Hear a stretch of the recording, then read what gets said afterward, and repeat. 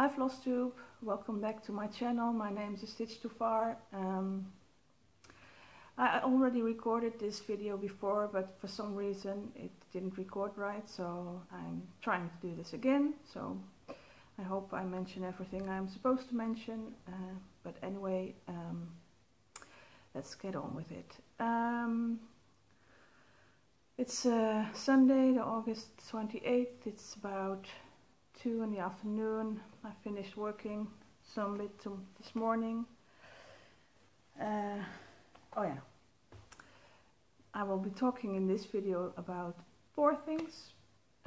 One is a surprise, one is a little bit about the pillows, somebody asked about this. One is the WIP tag by CoveredIn CatHair, and I will end with a flip through of the RICO booklets.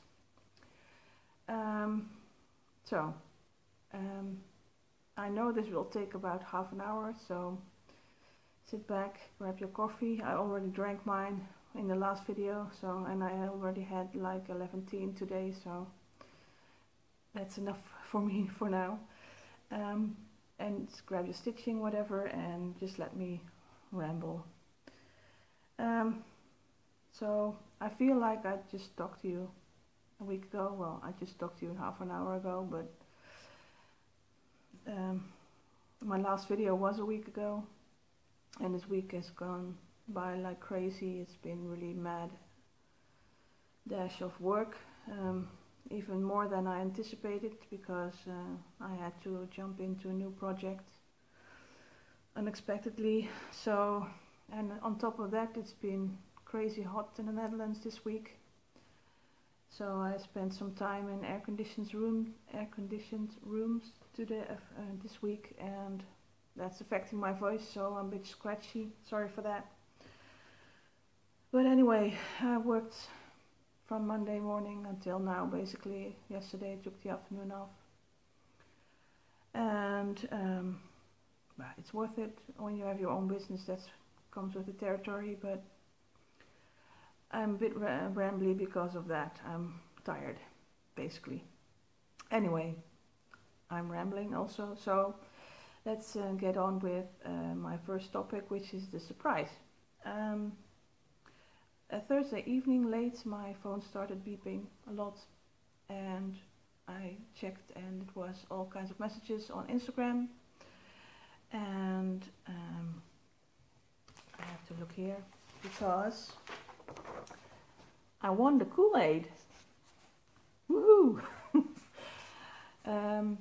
Aussie Stitch on Instagram, Rosie, had a giveaway because she had 700 subscribers, which has grown in the last couple of weeks already to past 800, I think, which was a giveaway of this pattern by Long Dog Sampler called Death by Cross Stitch. I think most of you have seen it or heard about it. And I won, which was crazy and super nice, and I can't thank Rosie enough for this. And it came at the perfect time because, yeah, as I told you, I've been really busy, and this really cheered me up. So, I have to start thinking about how to kit this up. And I have to think about what I said in the previous video and try not to leave anything out, so I'm kind of stuttering a bit, so bear with me. What I wanted to say about this is something of a bit of a tangent, I guess. I just wanted to say again, thank you all for this wonderful community. Thank you for leaving comments on my videos and making it an interactive community that way. I really appreciate that. I think that's almost unique in this YouTube environment, to have a community that is so interactive and absolutely positive, and yeah, that's really something to be proud of. And to make a little contribution of my own, I always try and comment on videos as much as I can, but for this I just like to hear from you. So if you're already stitching this, or if you are planning to stitch this, I would so love to hear what color you are using, what fabric you are using, and also like if you're doing 2/1 or 1/1, and if you're using cross stitch or 10 stitch, because that will help me see the possibilities out there and make my own choices to share with you later on. So yeah, I'm so happy with this, and looking forward to starting this. What I wanted to say about this too is it's my first ever sampler. I don't usually like samplers because they often have a lot of stitching which is only alphabet, and yeah, personally I just don't, that's not for me. I don't see the point of doing that. I don't enjoy it. But this also has a little bit of alphabet, but not really a lot. And I'm actually also thinking about maybe even replacing this part. I'm not sure. I think I just going to start stitching on it and see if I like it or not. I can always rip it out if I don't. But also a surprise was that I found out that this actually includes some Dutch words, which I thought I would share with you. It's in the bottom left corner. There are two words. This one says liefde, which means love, and this one says geloof, which means faith. So that was a nice surprise, and I looked up the designer, and I think her mom or dad or somewhere in her family there's actually Dutch heritage, so that was fun to find out. I didn't know that. And now you also learn 2 words in Dutch. So that's enough rambling about that.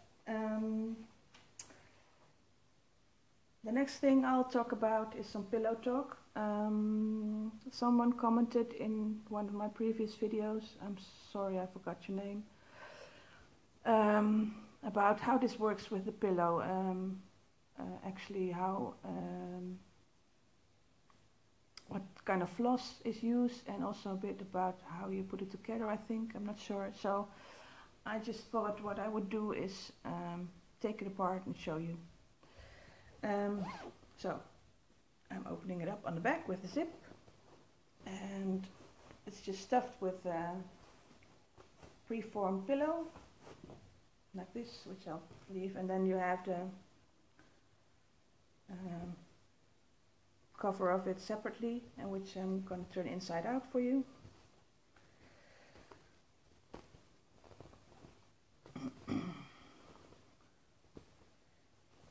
And this is what it looks like inside out. And now you can also see the back of my work. This is, now here you can see the kind of, yeah, it's really raggedy, but the fabric which is on is really low count, like 8 or something, I guess. And it looks more like a mesh. It's stiffer when you first get it, so it's easy to stitch in hand. And on it in color is, in ink or in paint or something, is the design, which you can't see now because I've covered it with the thread. So, and it usually has, on the side it has blocks of color which you can match with the wool that comes with it. Because it doesn't, you don't use DMC floss or anything like that, you just use wool, and because this was a kit, it came with the kit. And I have it, but you're actually sitting on it, so I'm not going to stop the video, try and grab it, because I'm afraid something again will go wrong. So you just have to, yeah, you can see from these backings, and I actually do knot, as you can see I knot the back. It's just regular wool like you would use for knitting, so that's the size that you need to think about. This kit also came with a needle, which was really big. It was bigger than a 24 size, so that was easy to use. And this backing is just prefabricated backing that I could order online. And I thought it was handy because it had the zip in it.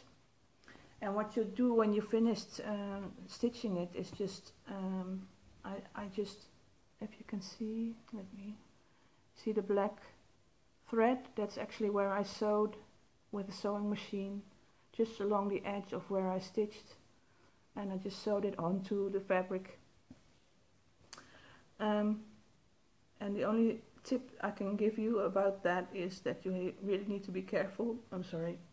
Really need to be careful that you make sure that you put the fabric together right way around before you sew it together, because I did that wrong. So maybe you can see this is the back of the cushion, but also the back of the fabric for that, because the zipper is you see it's on the inside now. So at the back of this and the back of your stitching should be on the outside before you start sewing, because then when you turn it inside out, the right side is facing. I hope that makes sense. So I hope that answers the questions. If not, please let me know, and I'll try in the comments, and then I can answer you back, or maybe add something to my next video. And the third part of this video is the WIP tag. CoveredIn CatHair is a floss tuber who had her floss tube anniversary, whatever you want to call it, and made a video for that, and she included a new tag which is called the WIP tag. And Natalia, congratulations, I love your videos, so keep making them, please. The WIP tag is 5 questions, and I thought I would really like to do this because it has some new topics which other tags hadn't touched upon. So let's just start this. I'm reading this off a paper because I didn't want any glare in my glasses, but I can see already there's still glare from my windows or whatever in my glasses. So never mind. First question of the WIP tag. When it comes to putting together a project, do you start with the pattern or the fabric? 99% of the time I start with the pattern. I don't have any subscriptions to any kind of fabric of the month or anything like that, and well, you see my pattern stash, but my fabric stash is just as small. I just have a few pieces of even weave varying from white to cream basically, and varying a stitch count from I don't know, 20 to 35 I think, and that's it. And I bought them purposefully for specific projects, and I actually bought some more because I thought, well, I can always use this type of fabric for the next project, and then I won't have to order it again and wait, because I can be impatient. So yeah, I choose pattern I like, and then just look at what stitch count I want to do on it, and then see if I have it in my stash. There are some exceptions, because I did buy a hand-dyed fabric for my planets, which I talked about, which wasn't working out. So that's the only hand-dyed fabric in my stash, and that's one of the fabrics that I'm actually looking for a pattern to do on it. And I did do the butterfly box on a piece of it, a small piece of it. So that's the 1% where I actually start from the fabric. Second question, do you ever find yourself limiting or denying yourself new starts because of your current number of WIPs? Yeah, constantly. Before a year ago, when I didn't have flosstube in my life, I just had one WIP which I started and finished, and then I could start a new one. I subconsciously decided that that's what you do. And then I found flosstube and found all these beautiful patterns and projects to do, and I wanted to start them when I ordered them, so I started adding WIPs to my WIP list, I guess. And I found that if I have too many, then I get restless, because I do want to finish things.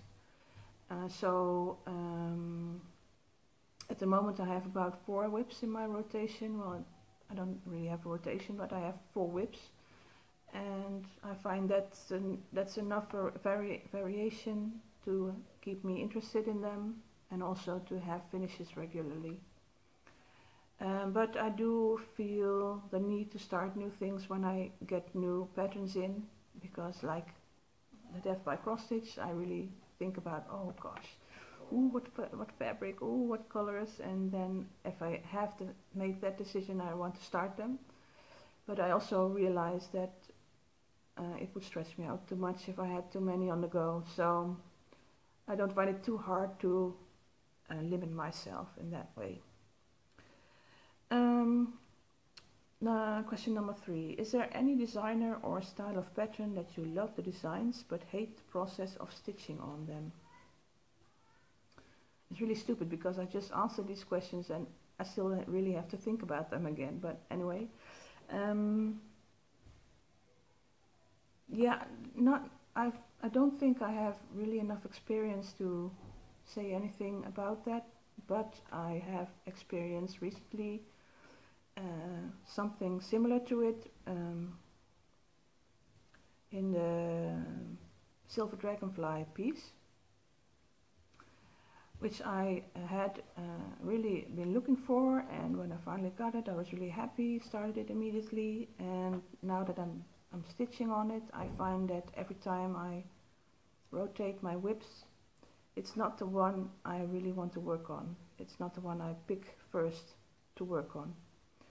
And I think that's because it has some large DMC blocks and I'm not too pleased with how they look.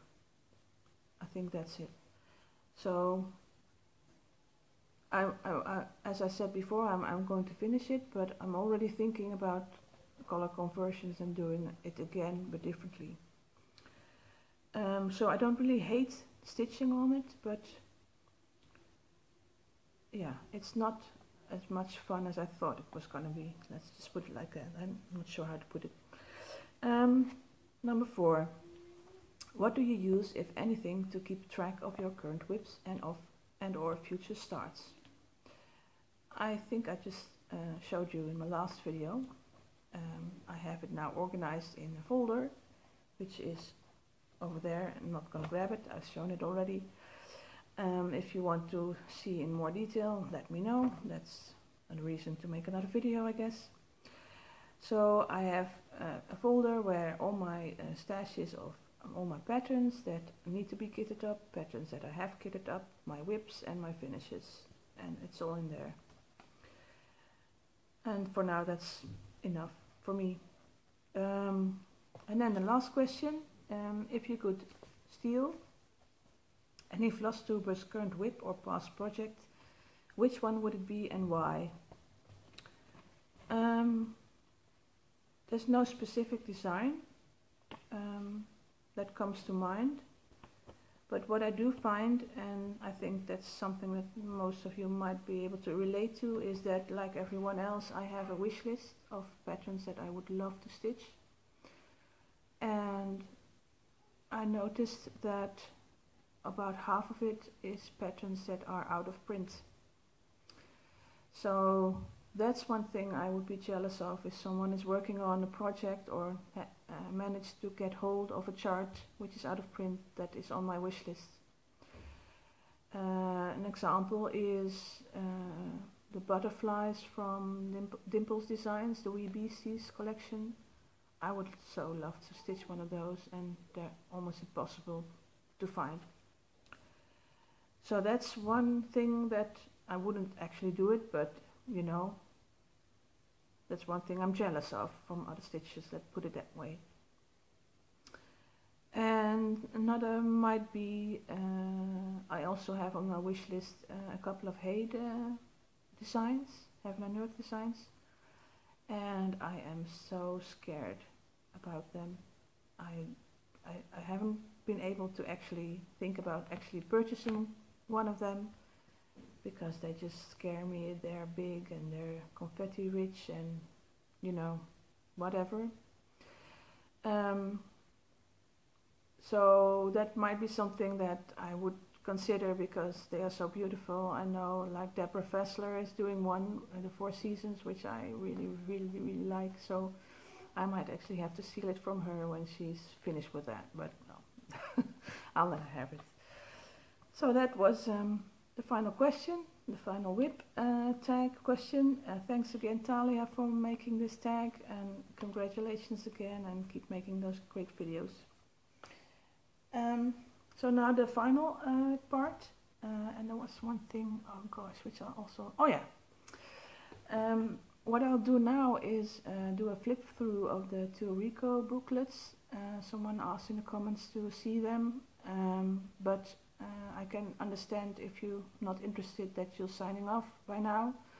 So thank you for staying with me and watching this, and please leave a comment if you have any questions or just want to say hello, that's fine. Oh yeah, if you are watching this and you know that I am not subscribed to your flosstube channel, please leave a comment, because I would love to add you to my playlist. And so if you're signing off now, thank you very much, and I'll see you in the next video. For those of you who are still with me and are interested to see a flip through of the booklets, I have two which I will be going through. This one is number 153, which is Floral Magic.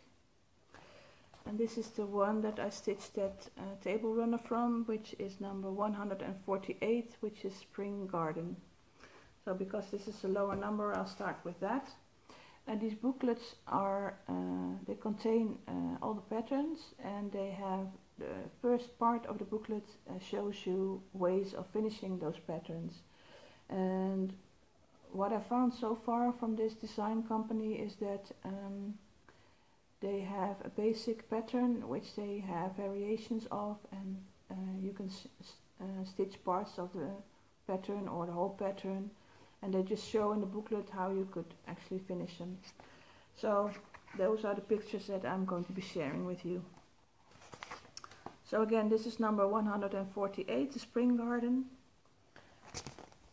And this is an example of what I mean with the variations of the patterns. This is the first picture in the booklet.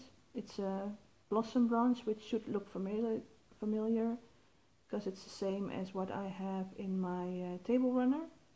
But here you see they added like birdhouses and little birds, and this is made into a placemat. This is a familiar picture. This is the actual table runner with, as you can see, again the same blossom branch. This is the one I stitched. And I hope I'm not going too fast. Please let me know if you want to see a certain picture again. This is again the same blossom branch, but then on a cushion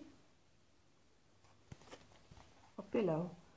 I don't know, there's a word, pillow and cushion. Is there a different meaning to them, or is this just two words for the same thing? Let me know, because I kind of like those things.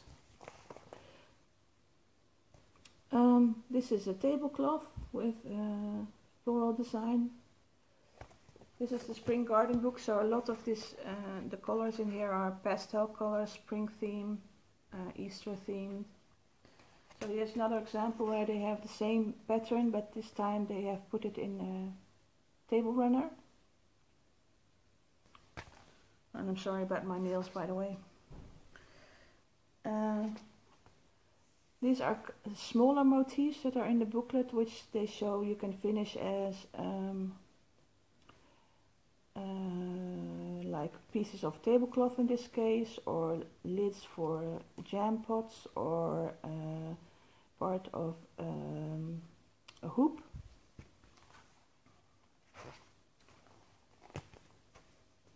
This is one with butterflies and hearts. And this one is in the form of a table runner. And the next page is the same design, but then as a tablecloth.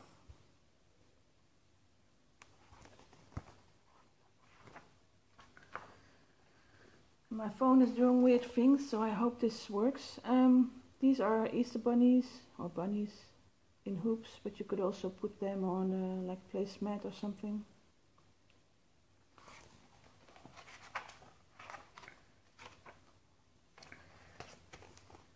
Another example, for a placemat.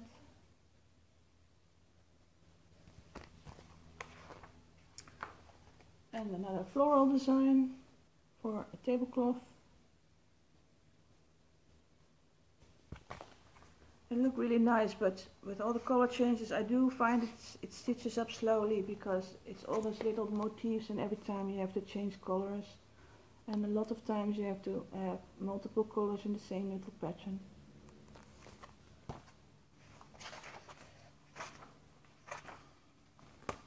Here are the bunnies again, but this time on a pillow. And this is like a decorative bow for Easter, I think it says. Can't read it, it's in reverse for me. But it's the same butterfly and hearts that we saw earlier. And here's an example of the jam lids and the bunny again. And here are many hoops with all kinds of designs on them. I hope you can see.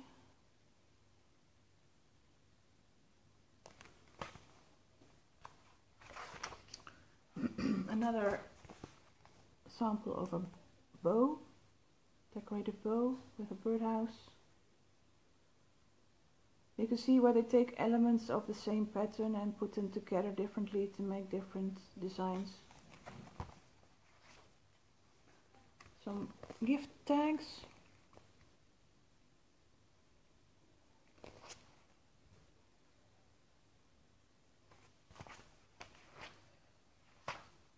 And a ribbon for a box, decorative box or a present.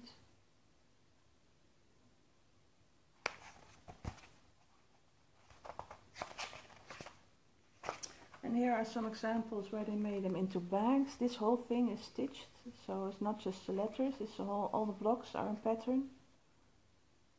And they do give you some instructions on how to sew a bag together, but they are very minimalistic. So if you're not an experienced seamstress like I am, you might need someone to help you figure it out. Another example. I think this is only this part, which is the pattern for this bag.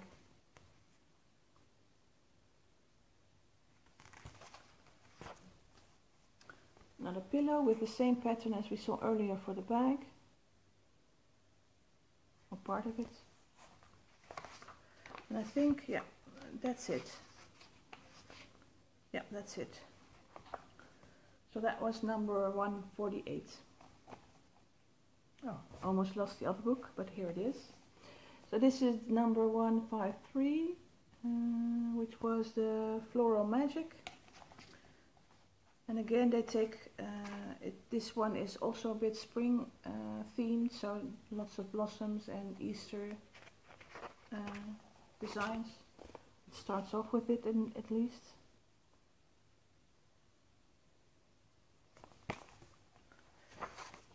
And a sampler.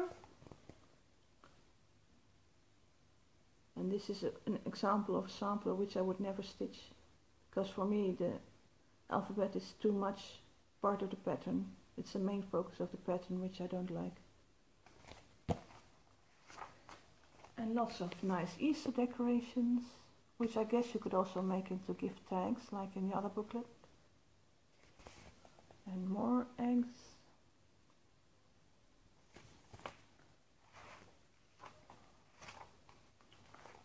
Another table runner. I'm sorry, the light in here is always terrible. I can't fix that, unfortunately. Same design from the table runner, but then as a tablecloth.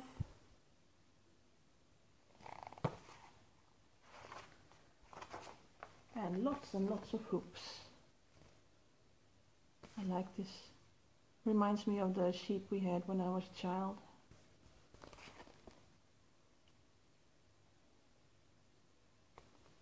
Very spring, summery feel with the blossoms and the flowers and the butterflies.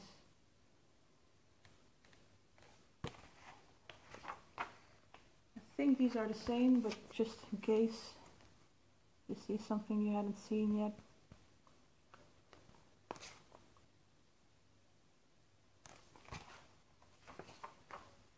we've definitely seen these.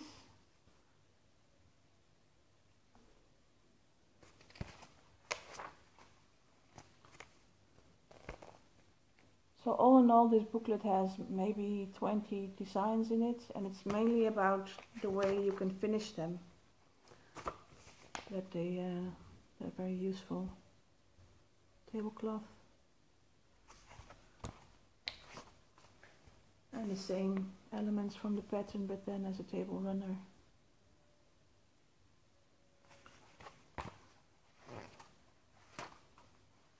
This is fun, garden theme.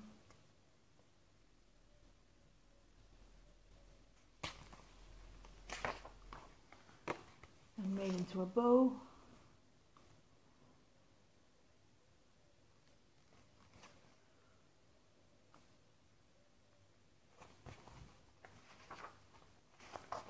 This one I also like. It's a bit Scandinavian looking, and they made it so that you can actually switch around these squares. They're all separate designs. So here's the same one, but then for a table runner.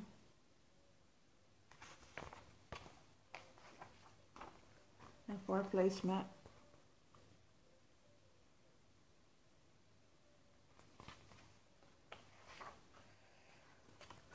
Little doily. With also the same butterflies we saw earlier for the hoops.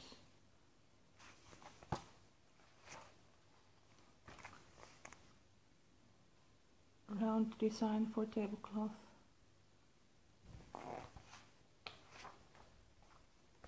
Same one, but then straight.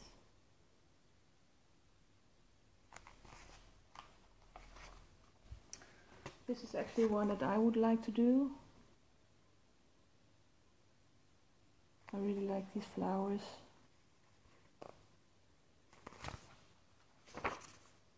And the same one, but then as a square instead of a table runner.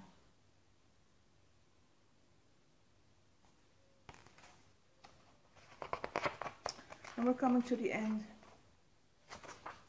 Well, this is the end. Just a close-up of one of those blocks with a Scandinavian looking design. Oh yeah, so in the back of the booklet, this company does not only make patterns, but they also sell floss, which is their own brand, and things like the fabric for the tablecloth or the table runners. So in the back of the booklets they always have a listing of all their products that they use in the finishes that they show in this booklet. And for each design, let me see if I can show you. This is actually the design I'm going to do. They have a list of all the colors and the numbers. And the numbers are their floss numbers, but they also show the DMC numbers on it, so you're free to choose DMC if you want. And I did find that when I went to buy the DMC for my table runner, for the Blossom one, that the colors were a bit different from what I expected based on the booklet. So I did actually do my own floss picking of the DMC in my local needlework shop, to match it to what I was having in my head as an idea for the colors. But that's it. This is the other booklet. I'm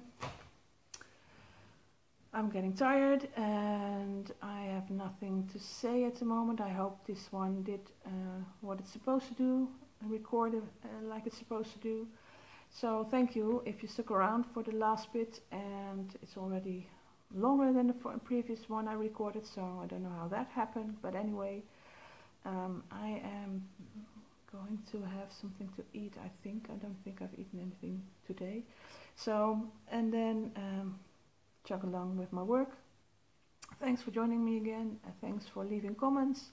I love it when we can interact and get to know each other better, and I'll see you in the next video, I guess. Bye.